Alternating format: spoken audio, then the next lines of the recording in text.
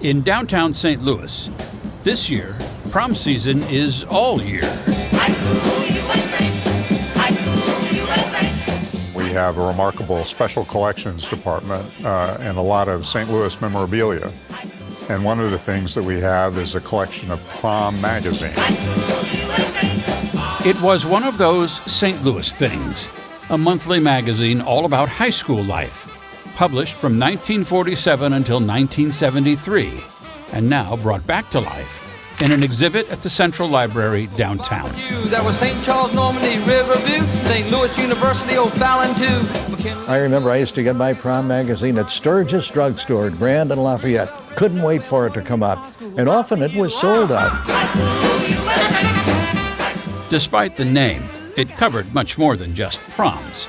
It was not hard-hitting journalism, but it was certainly comprehensive, with column after column featuring gloriously alliterative names like Melville Murmurs, Chaminade Chatter, and McKinley Message. Turn the page, and you could get the minutes from Mercy, the notes from Normandy, and find out what's cooking in the Kirkwood kettle, a sort of social media before social media, but without the bullies. Everybody doing that a high school bout. They come from Cleveland, Sumner. It equipped and trained reporters at each school. Every school had an official prom reporter and was given a camera. That was the only way you could get a record of what was going on at dozens of high schools across St. Louis. And everybody wanted to be a snip, which means see, name, in prom. So they'd hound these reporters, put my name in the next article. And it came out every month. Prom Magazine was started by Julian Miller II as a second career, after dabbling for years as a songwriter or in advertising, depending on who's telling the story.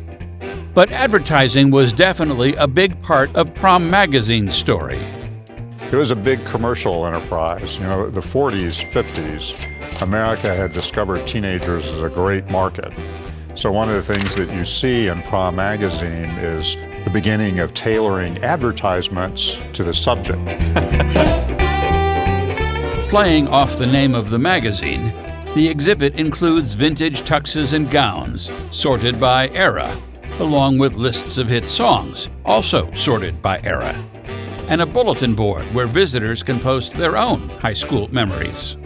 We actually had a prom here in the Great Hall of Central Library to kind of kick off the exhibit. We invited anyone in the community who wanted to come. On a wild, stormy night, we had the Great Hall filled with people wearing their prom dresses from the 40s and 50s and 60s and 70s on, and they all had a wonderful time. And we got a lot of questions about, you are going to do this every year, aren't you? And the staff was going,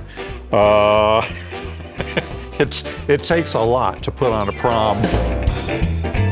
The exhibit also addresses one particular question, about that question particular to St. Louis.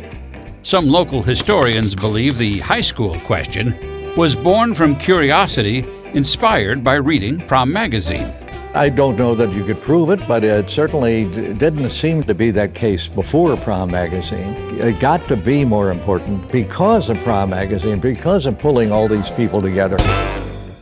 Despite the fact each issue cost only 10 cents, Julian Miller managed to keep the magazine profitable enough to stay in business for a long time. But by the 1970s, Prom Magazine's 1950s sensibilities no longer made sense to most high school students. In 1973, Prom Magazine folded. It really does look like an outtake from the Leave It to Beaver show to me sometimes, but it does seem to be generally a fond and excited and positive memory for most people. Thanks to a donation from the St. Louis Media History Foundation of a few back issues and lots of professional photos taken for prom by Philip Hasser, the library now has almost every issue, digitized and available online, turning what was meant to be a throwaway magazine into a time capsule. This is a nostalgic city. Prom has been gone for 50 years, but still that memory lingers on into today, and it's a wonderful thing to have that no other city in the country has. It really did a lot of good and brought a lot of attention to high schools in St. Louis.